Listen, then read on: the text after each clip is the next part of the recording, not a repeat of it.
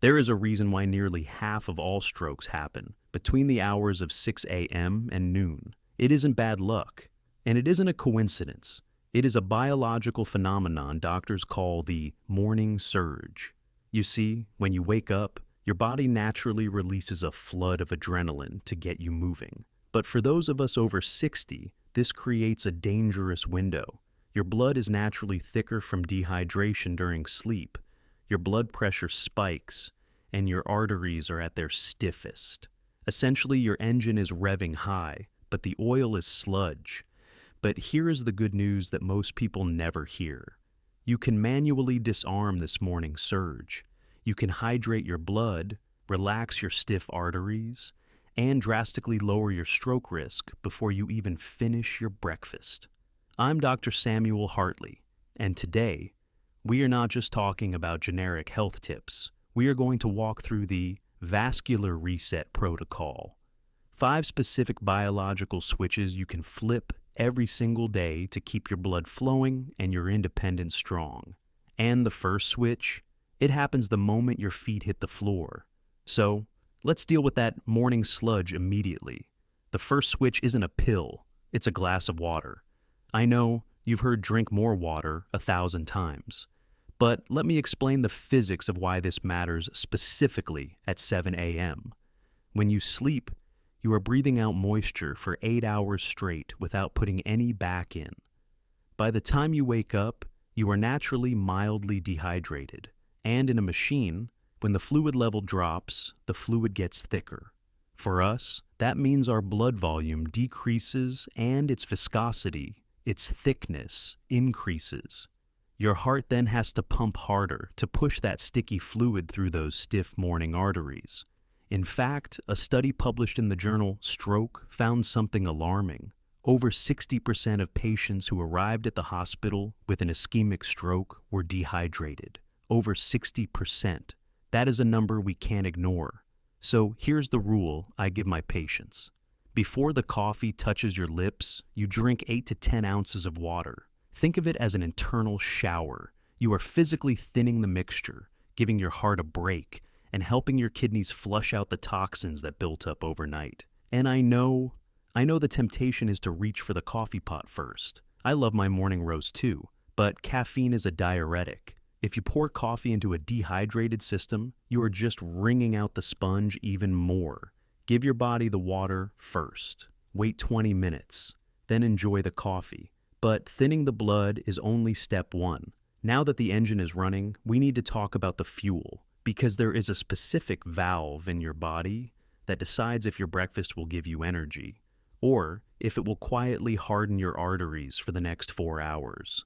And it all depends on what you do exactly 10 minutes after you put down your fork. Now, this brings us to the second switch, and if you take only one thing away from our time together today, let it be this. It involves a biological mechanism that is completely free, yet it rivals some of the best medications we have for vascular health. We call it the 10-minute glucose valve. Here's the situation. You finish your breakfast, maybe it's toast, maybe it's oatmeal. Your digestion immediately starts turning that food into glucose, and sugar floods your bloodstream. This is normal, but as we age, our ability to clear that sugar out quickly, our insulin sensitivity, naturally slows down. If you go straight from the breakfast table to the armchair to read the paper, that sugar has nowhere to go. It lingers in your blood vessels like a sticky syrup, causing inflammation and microscopic damage to the artery walls. But here is the breakthrough. A study published in the journal Diabetologia found that walking for just 10 minutes immediately after a meal can reduce that blood sugar spike by up to 22%. Why? Because your large leg muscles are the biggest consumers of glucose in your body.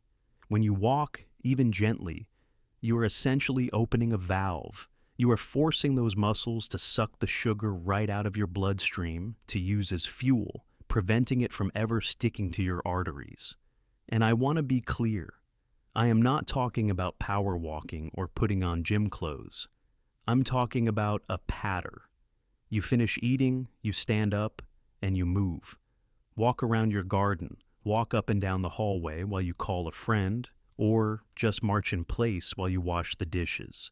Just 10 minutes. That is the magic window. You treat the movement as part of the meal, like the dessert you pay for with sweat, not sugar. You will feel the difference almost immediately. Less brain fog, less heaviness, and a lighter feeling in your chest. So, we have thinned the blood with water, and we have opened the valve with movement. But now, we have to look at the fuel itself. Because there is a healthy breakfast item sitting in millions of pantries right now that, believe it or not, is actually a hidden inflammation bomb waiting to go off. So, what is this hidden trap? It's the instant flavored oatmeal packet. You see the box, it says heart healthy. And you think you are doing the right thing, but many of these packets are loaded with 12 to 16 grams of added sugar. That is 4 teaspoons of sugar hitting your bloodstream before 9 a.m. Instead of a slow-burning fuel, you are creating an explosion. Your blood sugar spikes, insulin floods the system, and you crash 2 hours later, leaving your arteries inflamed and tired. We need to swap that imposter for a true chemical defender. This brings us to the third switch, the vascular shield breakfast. It has 3 non-negotiable ingredients. First, we use plain rolled or steel-cut oats. Unlike the instant stuff, these are packed with beta-glucan, a soluble fiber that acts like a sponge in your digestive tract, soaking up bad cholesterol before it can get into your bloodstream.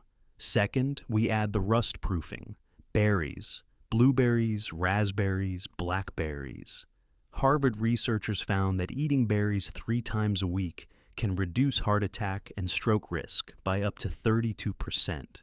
They contain anthocyanins, compounds that literally protect your artery walls from oxidative stress. And finally, we oil the gears. We add walnuts or chia seeds for omega-3s. A study in the journal Stroke showed that plant-based omega-3s are associated with a 27% lower risk of stroke. So, the protocol is simple. Plain oats, a handful of berries, and a sprinkle of walnuts. It takes 5 minutes to make, but it protects your brain for hours. But here is the reality check. You can have the perfect hydration, the perfect walk, and the perfect breakfast. But your engine can still misfire without you knowing it. There is a silent electrical glitch in the heart that affects 1 in 10 people over 80, and it increases stroke risk by 5 times. Most people don't feel it until it's too late, but you can find it, right now, with just 2 fingers. This electrical glitch is called atrial fibrillation, or A-Fib. Ideally, your heart beats like a metronome, steady and rhythmic. Thump, thump, thump, thump. But in A-Fib, the upper chambers of the heart stop beating and start quivering. When that happens, blood isn't pumped out efficiently. It pools inside the heart, and pooling blood eventually turns into a clot. If that clot travels to the brain, it causes a massive stroke. And the terrifying part is that A-Fib increases stroke risk by 5 times. Yet you might not feel a single symptom. No pain, no shortness of breath. Just a silent danger. But you have a built-in diagnostic tool. Your own 2 fingers. This is the 4th switch. The daily engine check. Every morning, maybe after your water, sit quietly. Place 2 fingers on the inside of your wrist, just below the thumb. Feel for the pulse. You aren't just counting the beats, you are listening to the rhythm. Is it steady, or is it chaotic? Does it skip? Does it flutter like a trapped bird? If it feels erratic, thump, pause, thump, thump, thump, pause. That is your signal. It doesn't mean panic, but it does mean you call your doctor for a simple ECG. Catching this early and managing it with blood thinners or medication is often the difference between a long, healthy life and a sudden life-changing event. It takes 30 seconds, but it gives you peace of mind for 24 hours. Now, we have one final switch to flip.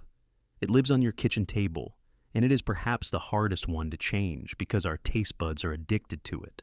but reducing it by just half a teaspoon can lower your stroke risk more than almost any pill. I'm talking, of course, about salt. Sodium is a sponge. It holds on to water. And when you have too much water in your blood vessels, the pressure rises, pushing against those artery walls until they weaken. After age 65, our kidneys simply aren't as efficient at filtering out that excess sodium. So the salt you ate in your 40s without issue, it now lingers, stiffening your vascular system. But I am not going to tell you to eat bland food. Life is too short for flavorless meals. The fifth switch is the flavor swap. We trade the salt shaker for the vascular spices. Garlic, which contains allicin to relax blood vessels. Turmeric, with curcumin to lower inflammation. Rosemary and thyme. When you use these, you aren't just flavoring your food. You are medicating your meal. You retrain your palate. Give it 2 weeks. Suddenly, salty food will taste too salty, and you will realize you have broken the addiction. So, let's review your new morning protocol. Hydrate first to thin the blood. Check your pulse for the rhythm. Eat the chemical defender breakfast. Oats and berries. Walk for 10 minutes to open the glucose valve. And flavor your day with spices, not sodium. It sounds simple, but these are not just habits. They are an insurance policy for your independence. Because at the end of the day, stroke prevention isn't just about avoiding a hospital visit. It's about being there. It's about having the strength to walk in the park with your grandkids, the clarity to finish that woodworking project, and the freedom to live life on your own terms. You have the tools. Now, it's time to use them. I'm Dr. Samuel Hartley. If you found value in this protocol, please click the subscribe button so we can keep building your health together. Stay strong, stay curious, and I'll see you in the next video.